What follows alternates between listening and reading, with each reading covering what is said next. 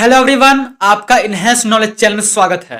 चलिए हम स्टार्ट करते हैं महाभारत से, लेकिन महाभारत से हम जाएंगे आगे डिस्क्रिमिनेशन में।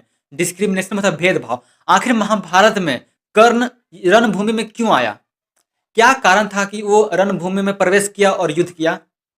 ये था भेदभाव।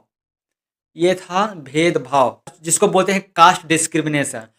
आप समझ सकते हैं कि महाभारत टाइम भी कास्ट डिस्क्रिमिनेशन होता था, जिसके कारण वो सूत पुत्र कहलाए थे और जिसके कारण वो युद्ध लड़ना पड़ा। उनका गुस्सा इतना ज्यादा हो गया था कि सब लोग उनको चिढ़ाते थे कि तुम सूत पुत्र हो, तुम्हें कोई हक नहीं है युद्ध करने का और न ही शिक्षा ग्रहण करने का। उस टाइम सिर्फ ब्राह्मण और राजपूतों को सिर्फ शिक्षा दी जाती थी और किसी को शिक्षा गुरुकुल में लेने का कोई अधिकार नहीं था।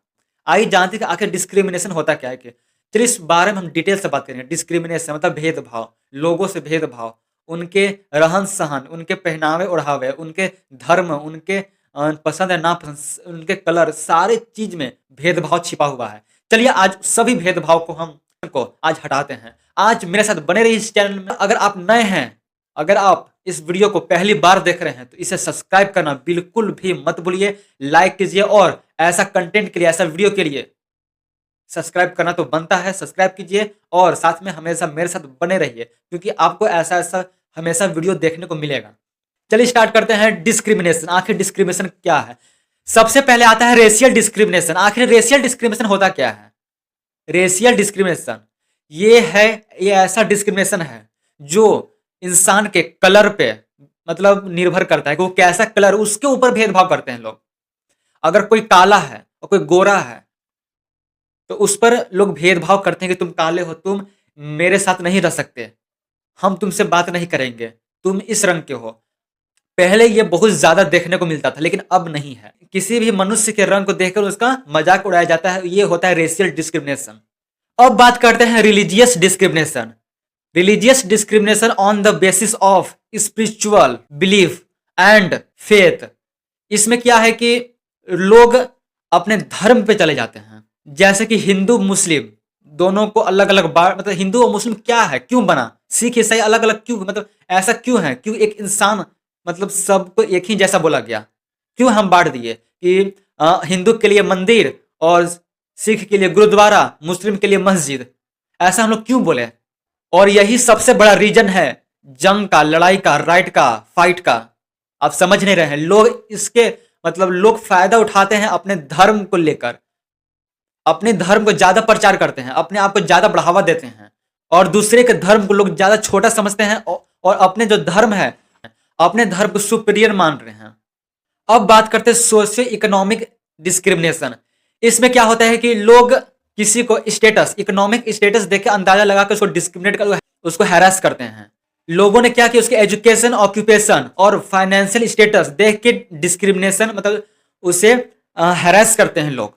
अगर कोई अमीर है तो वो गरीब लोग को सप्रेस करते हैं, जो गरीब है वो अपने से भी गरीब लोग को सप्रेस करते हैं, और जो पढ़ा लिखा एजुकेटेड है वो अनएजुकेटेड पर्सन को वो सप्रेस करते हैं, और जिसके पास अपना व्यवसाय है वो बेरोजगार लोग को सप्रेस करते हैं। यही है सोशियो इकोनॉमिक डिस्क्रिमिनेशन।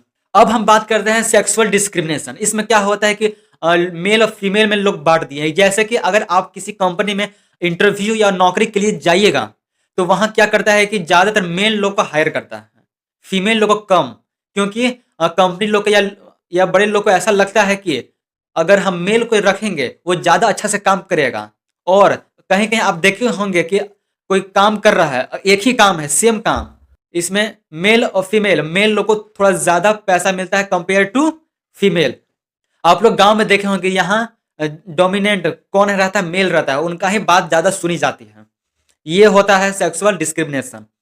अब आता है एज डिस्क्रिमिनेशन। आखिर एज डिस्क्रिमिनेशन होता है? यस, एज डिस्क्रिमिनेशन, एज के अनुसार भी डिस्क्रिमिनेशन होता है।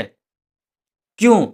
आप लोग देखे होंगे कि कोई बच्चे लोग के साथ में कुछ अलग व्यवहार किया जाता है और बड़े लोग के साथ में अलग व्यवहार किया जाता है। अगर वही बूढ़े हो गए, ओल्ड मतलब कुछ यंगर से ओल्ड में चले गए, उन लोग के साथ कुछ और व्यवहार किया जाता है। ये भी एक प्रकार का डिस्क्रिमिनेशन है। और सबसे मेन डिस्क्रिमिनेशन वो है कास्ट डिस्क्रिमिनेशन, जिसे कास्ट सिस्टम भी बोलते हैं। जाति, जाति में अलग अलग बांटना। क्या हुआ ये? मतलब लोग सबसे ज्यादा आहत यही डिस्क्रिमिनेशन पहुंचाता है। और बाकी डिस्क्रिमिनेशन हो तो ज़्यादा फर्क नहीं पड़ता, लेकिन जो ये डिस्क्रिमिनेशन, कास्ट डिस्क्रिमिनेशन, सबसे ज़्यादा हमारे देश को मतलब नीचा गिराने का सबसे बड़ा रीजन है कास्ट डिस्क्रिमिनेशन। अगर ये पूरी तरह से हट जाएगा ना तो हमारा देश स्वच्छ हो जाएगा। किससे? गंदगी से नहीं, इंसानों के दिमाग में जो गंदगी होगी ना वो हमेशा के लिए स्वच्छ हो जाएगा जब कास्ट डिस्क्रिमिनेशन हट गया तो। इसमें लोग सुसाइड कर लेते हैं। इसमें क्या हुआ कि लोगों को मेंटली हैरेस किया जाता है। अगर कोई ज़्यादा उच्च जात का है तो वो क्या करता है कि नीचे जाति लोग को वो सप्रेस करने का कोशिश करता है।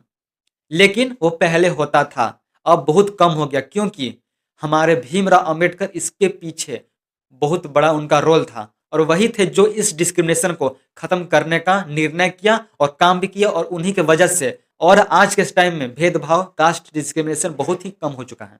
जो ज्यादा उच्च जाति के थे उन लोग को ज्यादा प्रिविलेजेस मिलते थे, लेकिन अब वैसा कुछ नहीं रहा। अब के टाइम में अब एक डेमोक्रेसी कंट्री है हमारा, और यहाँ पे संविधान में साफ साफ लिखा है कि अब कोई किसी भी प्रकार का डिस्क्रिमिनेशन नहीं चलेगा। अब सबको बराबरी का अधिकार है, चाहे वो कितना भी बड़ा इंसान हो, कोई कुछ नहीं कर सकता, सबको इक्वली देखा जाएगा। आपने कोर्ट में एक देखा होगा कि एक औरत आंख में पट्टी बांध के एक तराजू लेके ऐसे खड़ी रहती है। ये है क्या?